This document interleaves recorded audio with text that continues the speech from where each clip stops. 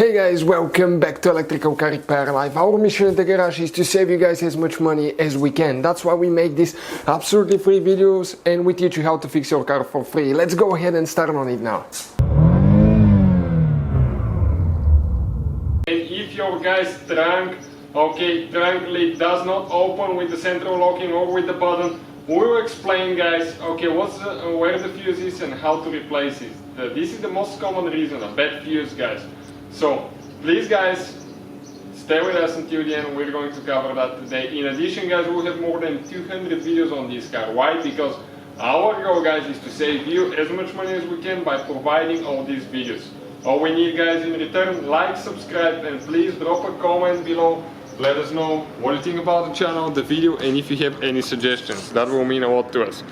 So the electrical videos of this car will be on this channel, the mechanical videos will be on our main channel, Auto Repair, guys. Please check it out. So let me now, guys, show you what is happening. So we have that Chevy Cruze 2015, but it should be the same for the whole generation, 2008 to 2016. And I have the key here, and I'll try to unlock it. The car unlocks perfectly fine. I'll try to open the trunk. Nothing, it blinks, but it doesn't open. Then I will try to press the button. Nothing. So what is causing that thing now, guys? Let me see if it can open from the button inside here. From this button. I hear a click, but the trunk still does not open. So let me show you now, guys, what you need to do. So the fuse box, guys, is located next to your steering wheel. Let me explain to you now. This is your steering wheel, this is the cover, guys, right here. So all we have to do, remove that cover, like that. Just pull it out. And you will find some fuses. The fuse that we need to locate is fuse number 16.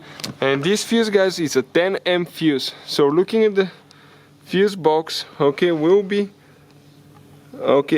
on this side. Let me turn the light just a little bit down so you can see a little bit better. I think this is way better.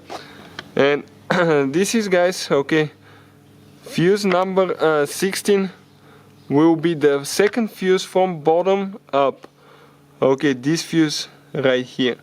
This is fuse number 16. I'll pull that one out. Let me grab the pliers, pull it out. And most of the times, guys, you can tell if you have a bad fuse, by looking at it, and you can see the element on this one on the inside, it's completely burnt. So what we'll do, let me turn the light up a little bit. I'm going to actually test it with the voltmeter here. The replacement fuses, guys, and the voltmeter and everything we use will be listed in the description of the video below for your convenience. I'll set it to check for ohms and continuity testing. And if the fuse is good, what will happen? It will show like we're touching these two connectors. Let me move the cable. It will show, guys, 0. Like that. Now let me grab the fuse. This is the bad fuse. I'll touch it now. What is happening? Nothing. There is no connection. I'll get a new fuse now. Check out, guys, the description where we get ours from. This is the new fuse. And we're going to get, guys, a 0. So this is definitely a good fuse. Let me replace it now quick. All we need to do, plug it in the same place that we removed it. Now let me go ahead, go to the back, and first I'm going to try to unlock it with the key. And then we'll try to do that manually. You can see, guys, opens with no problem. Now let's see if it works with the button here. Yep, so that. Hopefully, guys, the video was helpful and we were able to save you money. We, guys, have more than 19,000 free repair videos on our YouTube channels. Check them out. We have videos that can save you thousands of dollars in future repairs. Thank you for watching and see you guys next time.